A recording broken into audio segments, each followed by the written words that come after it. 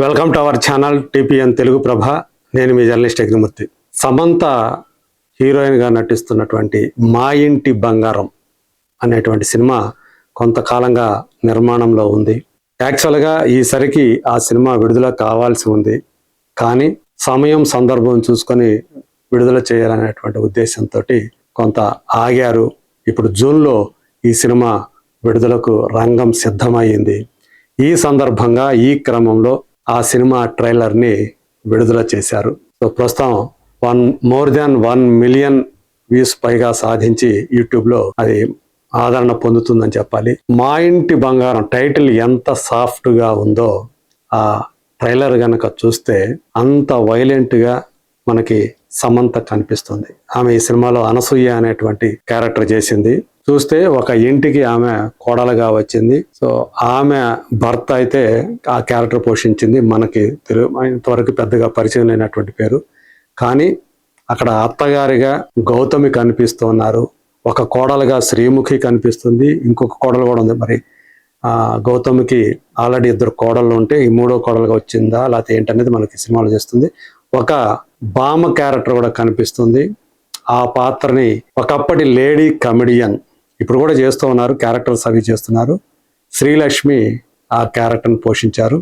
అలాగే గౌతమి భర్తగా ఆనంద్ దొంగ సినిమాలో ప్రశాంత్తో పాటు ఒక దొంగగా నటించినట్టు ఆనంద్ చాలా సినిమాల్లో ఆయన నటిస్తూ ఉంటారు.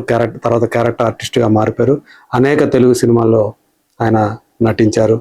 సో ఆయన మామగారిగా నటించినట్టు మనకు కనిపిస్తూ ఉంది. సో అందులో ఆ ఇంటి మీదకి ఎవరో రౌడీలు వచ్చారు. వాళ్ళందరినీ కూడా ఈమె చావగొడుతూ ఉండటం, అంటే ఫైటింగ్ చేస్తుంది, ఈజీగా సునాయాసంగా వాళ్ళని కొట్టేస్తూ ఉండటం, అది కూడా చాలా వైలెంట్గా కొడుతుండటం. అవన్నీ చూస్తే ఆమెకేదో మొత్తానికి బ్యాక్గ్రౌండ్ ఉంది అని చెప్పి తెలుస్తోంది. అందుకు తగ్గట్లే ట్రైలర్లో ఒక విలన్ క్యారెక్టర్ వచ్చి నీ గతం చెప్పే ఉంటావా మీ వాళ్ళకి అని చెప్పేసి తను అడుగుతూ ఉన్నాడు. చెప్పే ఉంటావులే అని చెప్పేసి చెప్తూ ఉన్నాడు. సో ఆ గతం ఏంటి, ఆ గతంలో ఆమె ఎవరు అనేది ఇక్కడ చాలా కీలకమైనటువంటి పాయింట్గా కనిపిస్తుంది. మరి ఆమెకి ఒక సంప్రదాయ తెలుగింటి అమ్మాయి కావాల్సినటువంటి లక్షణాలు ఏవి కూడా ఆమెలో లేనట్టుగా ఆ క్యారెక్టర్ మనకు చూపిస్తూ ఉన్నారు.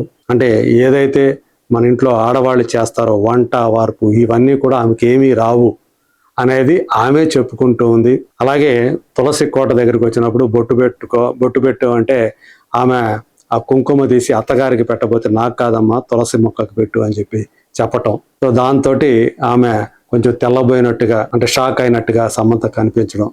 సో ఇలాంటి అంటే తెలుగింటి సంప్రదాయాలు, ఆచారాలు, అలాగే ఆడవాళ్ళు చేసే పనులు ఏవి చెయ్యని తెలియని ఒక యువతిగా ఇక్కడ అనసూయ క్యారెక్టర్, అంటే సమంత చేసినటువంటి క్యారెక్టర్ మనకు కనిపిస్తుంది.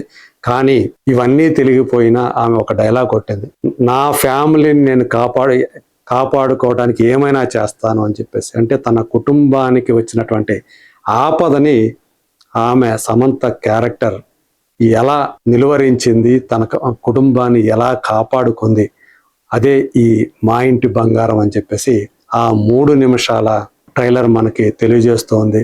నిజంగానే అంటే ఆమె కమ్బ్యాక్ సినిమా అనుకోవాలి. సమంత చాలా కాలం తర్వాత మళ్ళీ ఆమె మన ముందుకి ఒక స్త్రీ ప్రధాన కథతోటి మన ముందుకి తనే టైటిల్ రోల్లో రాబోతూ ఉంది. ఇది చూస్తే ఆమె భర్త రాజ్ నిడిమోరు ఈ మధ్య పెళ్లి చేసుకున్నటువంటి విషయం తెలిసిందే.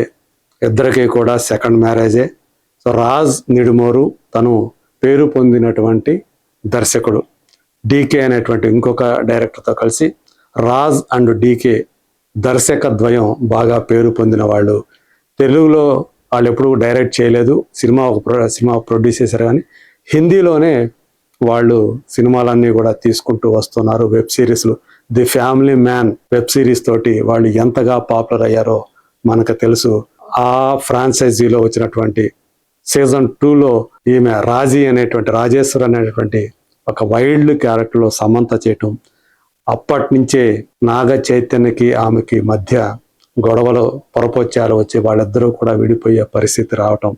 మరి అప్పుడే రాజ్ నిడిమూరు తోటి ఆమె సమంత సన్నిహితం కావటం, వాళ్ళిద్దరూ కూడా పెళ్లి చేసుకోవటం, ఇవన్నీ కూడా జరిగిపోయాయి. మధ్యలో సమంత మయోసైటిస్ అనేటువంటి ఒక వ్యాధి బారిన పడి చాలా ఇబ్బందులు ఎదుర్కోవటం కూడా మనం చూసాం.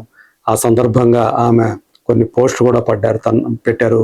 తను పడుతున్నటువంటి శారీరక పరమైనటువంటి ఇబ్బందులు, అనారోగ్యం కారణంగా ఇవన్నీ కూడా చెప్పుకుంటూ వచ్చారు ఎప్పటికప్పుడు. సో ఇప్పుడు ఆమె కమ్బ్యాక్ ఫిలిం అనే చెప్పాలి. మరి ఆ కమ్బ్యాక్ ఫిలింలో ఒక వైలెంట్ క్యారెక్టర్లో సమంత మన ముందుకు రాబోతుంది. ఆ ట్రైలర్ చూస్తే చాలా ఇంప్రెసివ్గా అనిపిస్తోంది.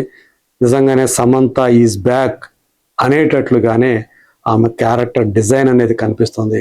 ఆ స్టోరీని క్రియేట్ చేసింది, ఈ ప్రాజెక్ట్ని క్రియేట్ చేసింది రాజ్ నిడుమురే. మనకున్నటువంటి లేడీ డైరెక్టర్లో ఇప్పుడు చెప్పాలంటే టాప్ డైరెక్టర్ ఆమె నందిని రెడ్డి. సో వాళ్ళిద్దరు సమంత నందిని రెడ్డి కాంబినేషన్లో వచ్చినటువంటి ఓ బేబీ సినిమా ఎంతటి ఘన విజయం సాధించిందో మనందరికీ తెలుసు. మళ్ళీ మరోసారి అంటే ఫస్ట్లో వాళ్ళిద్దరు కాంబినేషన్లో జబర్దస్త్ అనేటువంటి సినిమా వచ్చింది, సిద్ధార్థ్ హీరో. అది డిజాస్టర్ అయింది అనుకోండి.